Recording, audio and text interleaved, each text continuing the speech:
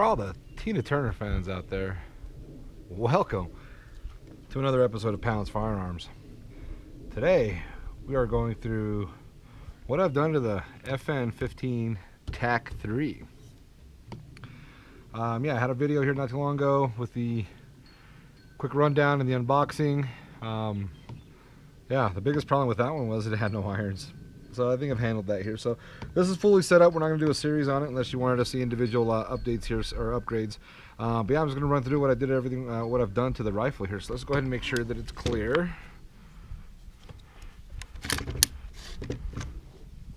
All empty down there. All right, so we are clear. So let's see here. So we'll just start. We'll start at the tip. Kind of go through there. So I do have a Huxworks suppressor on here. Carbon falling out of it. Cool. Huxworks suppressor, the titanium version. I think I'm gonna go ahead and get the new 5.56. Oh gosh, Flex or whatever the new 3D printed one is. It's supposed to be a little bit lighter, whatnot. So it does have the flash hider muzzle device. No break on that one. There's the flash hider on there. The TAC3 is 16-inch barrel, so I don't have to have that pinned and welded. We're making our way down here. We do have the ProTech Streamlight, the pressure pad. So I just have the pressure pad in here with the Picatinny rails, and it kind of snaked the cable through here. So you got the momentary there, and then the always on in the back. So it works out okay, kind of doing this technique here. Did add, this has been my biggest mistake I think so far. I did add mag pulls, new MBUS. These are the MBUS 3s. They're a little bit different than the old ones. The old ones had a little lever here on either side to click on it to activate. So not only activates from pushing the front, the other one did the front or the little switches on the back. The problem I have with the switches on the back is there wasn't enough clearance for this angled light mount. So instead of having it straight out at the 45, as you can see, I do have it angled up in the what is that, 130, whatever you want to call that, whatever angle you want to call that. I did originally buy the mag pull adapter for it, so it's an M-lock with an angle. The problem is this clearance right here, there just wasn't any clearance. I was actually pretty sad that an M-lock mount for an angled light did not coexist with their MBUS 3 optic irons. It didn't fit with their MBUS 2 versions either. I didn't try the Pros. I probably should have gone with the Pros because I think this is a little bit narrower, but I'm thinking this part of it still sticks out way far even on the Pros. So yeah, because of that, I had to switch over to the BCM. So I did get the BCM angled mount. This one, it does have multiple mounting spots here. So there's 2 here, 2 in the front, 2 in the middle. So in this case, I went as far as forward as I can. As you can see, the light is past the muzzle device. So with the suppressor, it's not a problem. Without a suppressor, it might be a small problem. But I have mounted it to different spots, and there is no clearance issues with the Magpul front optic there. All right, so moving on back. So I did get over the angled light mount. It is a BCM. Got the flashlight with the pressure pad. Did get the front iron for Magpul. Got nothing on the front part of the shooter's left. I did do a Magpul quick release. Because of my sling, I went ahead and did the clips. I kind of like the clips. I do have an MS4 that I can do quick release on, but just having the clips is a little more universal in my opinion. So I can always get these for quick detach, or depending on my rifle, if I haven't upgraded all of them, I can still do the clips. I did do a BCM Gunfighter Shorty. This is the M-lock version. It is the angled version, so I do have it angled forward just to give me a little bit more of a clamp there when I get this going here. I can hook it in a little easier instead of angling it away. I got it angled forward to kind of keep all that in there. As you can see where I have it right now, I'm kind of liking the spot of it. I can reach my switches, no problem. And it's also out of the way of my sling mount. All right, working on back here. So we're about the halfway mark. Haven't really done anything different as far as any of the controls. Because this is a TAC3, it already came with all the controls. It's already got the Radiant Raptor safety selectors, charging handles, their aftermarket grip. It's FN branded, but some people say that it's a lot like the Reptilian. I did go with an EOTech. This is the EOTech EXPS3 with the 2 dots. I really think I'm going to switch it over to a 1 dot.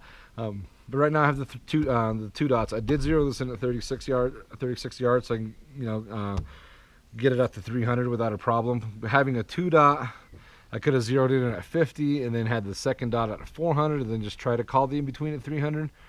400 might be kind of pushing it. I mean, I don't shoot 400 very often, so that's why I opted for a 36 with a 300. I do have the 3 power magnifier, just the standard mount that comes with it from EOTech. Flip this guy around here so you can see it from this angle. So yeah, so it just pushes away. Need the magnification, turn it on. So they are the quick release levers. This is all from EOTech, nothing different there. I do have it set up to where now I have the rear mag pull sight. Again, this was a little bit wonkier. My version 2, I was able to actually mount it to that versus the T2 for the rail. I was able to mount it up that far. This one, for whatever reason, doesn't mount that far, so it must be a little bit different geometry. But again, it doesn't have the side lever, so the only way to activate it is from the front. But yeah, so I have my backup irons if I need it. Like I said, it does have the FN branded Raptor charging handle. I did add the mag pull bad lever. Big fan of those. I just feel that it's easier for me to lock open the bolt without this. The release, I usually do the release on this side, but locking over the bolt, I really like the trigger finger to do that. As you can see here, I do have some anti-roll pins here for the trigger. I do have a PSA, they're a 3.5 pound PSA combat trigger or whatever they call that. Their precision trigger or whatever. So it is a 3.5 pounder here. Let's see. You can see this. It's pretty decent, I mean, for being a PSA. I mean, pretty good break. Not much. Yeah, I mean, it's pretty nice. I'll do a maybe not on this video, but yeah, if you guys are interested, let me know. But I can do a trigger weight pull on that. It was just under 3 pounds last time I tested it out. But yep, so that's but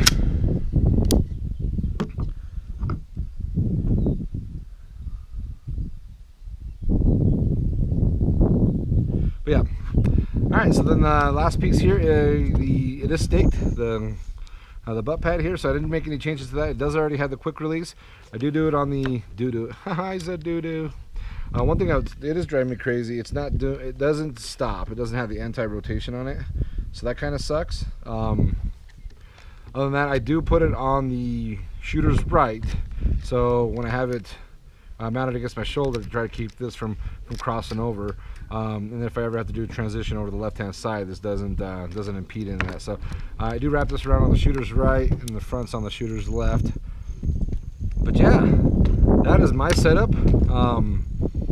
Biggest pet peeve so far is I did go shoot a couple 100 rounds through it there just to after that initial video, and I don't know what it is, but this handguard gets hotter than sin. So I think this section here, when we go to the range, I'll see if I can put a couple more 100 rounds through it. I'm gonna go ahead and bring a temperature gun so you guys can see what I'm talking about. I was always wondering why, oh gosh, I don't know how to pronounce his name.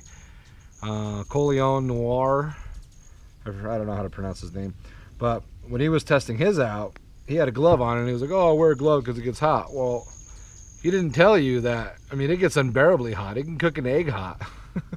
I actually had to stop shooting a couple days ago there just because it got too damn hot, man. I couldn't hold on to it anymore. So I'm hoping with getting some accessories on here, maybe it'll keep my hand from getting too hot. Now that hopefully it doesn't melt my grip. I guess we'll find out. But but yeah, we'll figure that out. Well, enough of me talking here. So this is what it looks like. We're gonna go ahead and take a couple shots here. So if you want to go and follow along here, let's go zoom into the range. And let's take a couple shots. Alright guys, welcome back to the range. We're sitting 50 yards or so, and we're gonna do this today. So, got some weather blowing in. We'll see how long we're out here for. But yeah, we're gonna go ahead and take a few shots with this thing all set up now. We're gonna see how hot this handguard gets, and we'll go from there. So we're not gonna overload the system. I'm gonna do 20 rounds at a time. I'm gonna load one mag at a time, so that way it gets a chance to cool off. So that way it's not, 200 rounds all at once. So we'll be as fair as possible. So, shoot 20 rounds, maybe, if I can ever get this open. Reload, shoot another 20 rounds, reload. We'll do that for about 200 rounds. Just cheap generic Talua steel case ammo here, nothing crazy. Alright, got my ears on, got my eyes on. Alright, let's show the red dots on. Maybe, there we go, shoot's coming. Cool. Alright, so we'll start here, first temperature. We'll be consistent. I won't do it right at the gas block. Some people say, hey, well, you're pointing it at the gas block. So we'll do it right here, right on top. We'll do it on T26 to be consistent. 63.7 on the T26. I'll say T28. 63.7. T26, 63.5. We'll do T24. 63.7. All right. Let's rack this thing up. Let's go to town here. I'm just gonna go ahead and we'll just rest a couple of these here, make sure we're on. This is the PSA trigger. All right, we're hitting. I just noticed that all my brass is gonna go ahead and shoot into the back of the excursion, so we'll step back one here.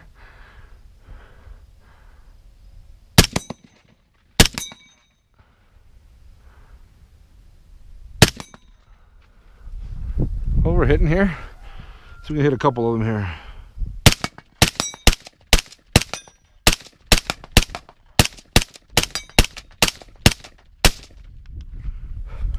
All right, that first 20 is out. Ooh. All right, T26, 65.3, T28, 66. T24, 66. Suppressor, however,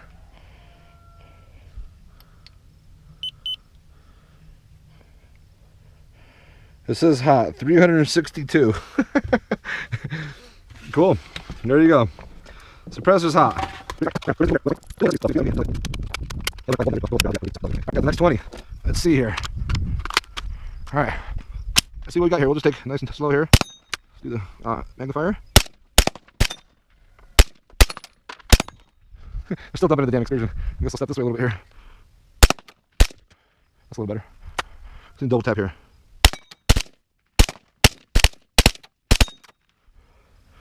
That one's out. All right. Beating up the side of my excursion now. Cool. Suppressor's smoking a little. Where's my temperature gonna go? I got brass inside my shooting bag. It's still hot. Ouch. There it is. Uh-oh. 467. 501 for the suppressor. All right, let's see here. There's a little bit of sun out. The sun just came out though. T26 is at 87. T28 is at 90. T24 is at 83. Makes sense. There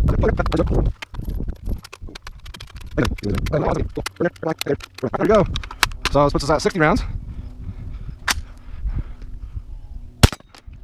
Jeez, I'm still hitting my excursion. I don't understand it. I guess we'll salute over here.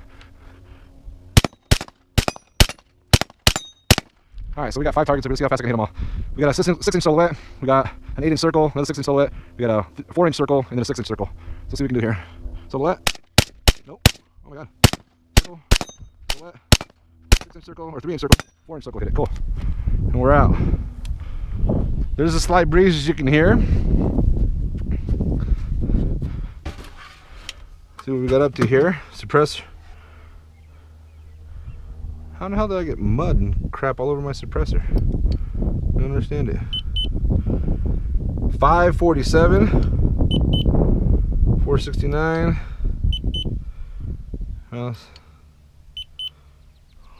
How did I do that? Huh. Must have touched something good. Looks like mud.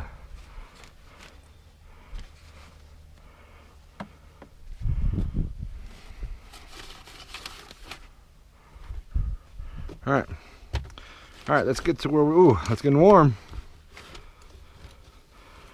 T28, 108, T26, 100,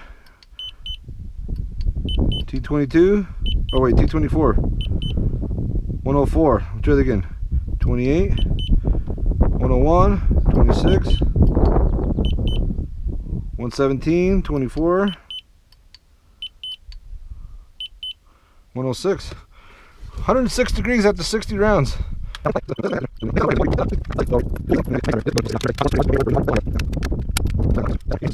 here we go. So we're at 80 rounds, I think. Here, we'll try to do some precision on this one here. See where these shells dump out. You know what I think I'll do here? Let me close this, unhook this. Maybe you can see. There we go, swing that over a little wider. Plant on the BCM. And we're chambered. All right, let's see here. I'm gonna do the 3-inch. We're not chambered. There we go. All right, 3-inch. Here we go. Miss. Wow. I think I'm shooting blanks here.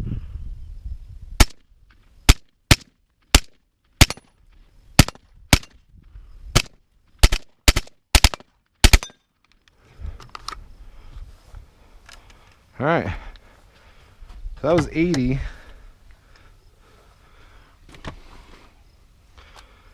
Suppressor spoken. 511. 437. 640 right there in the middle. Alright, well, let's check the rails. Alright, T28 right there. 120. 112. 137. 118. 142. Let's get closer and make sure. 131. 129. 143. Yeah, so it's, I mean, 143.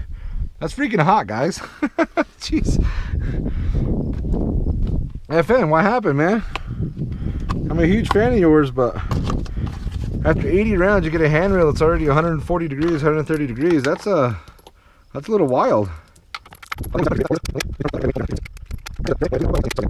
see. All right, see. Yeah, that is actually kind of hot.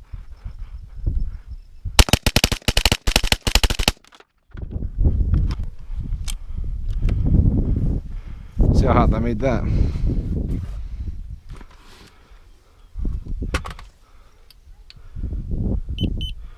.547. See, the suppressor stays right. I don't know where it's getting all this plastic. Oh, you know what? It's probably from my sling. No, this thing's back here. All right, where are we at? 128 or T28. 175. That can't be right. That can't be right. 200. It's freaking hot. What? This is more like it. 126. I must have been hitting 115. 118. 116. 109. 130 for the 121. Yeah, so about 120, 115, 110, or 106 for that one. So yeah, so they're in the mid 100s. Now it didn't seem to affect it too much, but that breeze is picking up. So hopefully that's helping. We're down to, that was 100 rounds, right? Yeah. We're down to 100 left here. All right, last 20. Close this door up.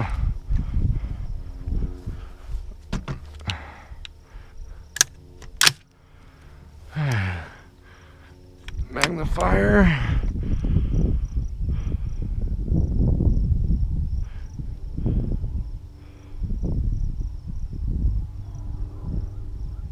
Can't tell if this has been shot or not, so we'll just lay into the center one here and see what happens. Uh-oh.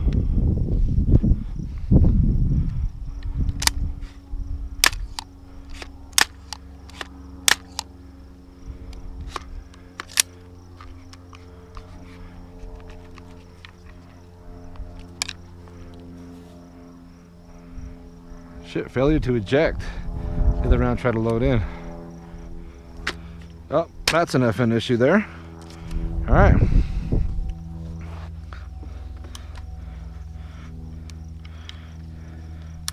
Alright, round safe. Well, it sucks I tried to jam that sucker in there a few extra times.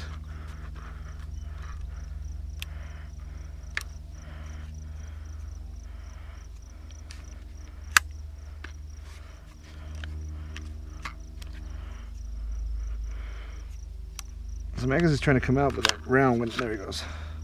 The round started to load. Huh. Failure to eject on like round, I don't know where we're at. Just send it home, let's see if it'll.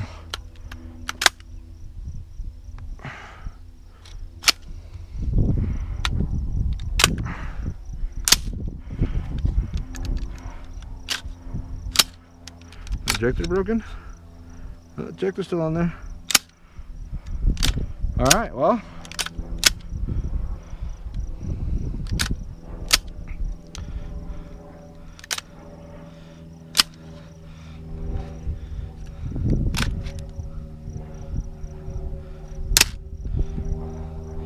I don't know if that's the FN's fault, because it looks like that steel case is gummed in there pretty good here. And the rim ripped out of it. Well, all right. We'll end our session a couple short of 200. So I get that jammed up here. Don't want to waste your time doing that. 93. Well, with the wind, it's 93. Let's go in here with not so windy. Keep it consistent. 94. I tell you what, though, it's definitely hotter than 94.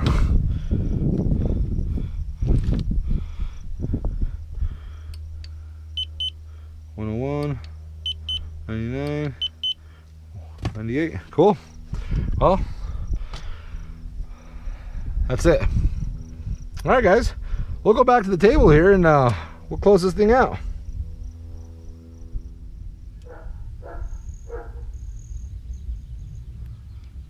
All right, guys. Welcome back. Hopefully that was pretty fun. I mean, it's always fun for me. It probably sucks for you guys that you don't get to shoot it here, but yeah, I'm really digging it. This is going up in my front part of my safe here, so it should be the first one I grab for the most part. Boy, my dog's just going bananas. I think there's rabbits or something running around. But yeah, love it. Big fan. I don't have a higher end ARs. All my other ARs are cheaper. You know, M&Ps and Rugers and things like that. So this is my first high-end AR. And yeah, well, thanks for the ride. Following me on the ride, guys. It's a lot of fun. Let me know what you guys want to see on the next video. Until then, this is Pound from Pound's Firearms, signing off.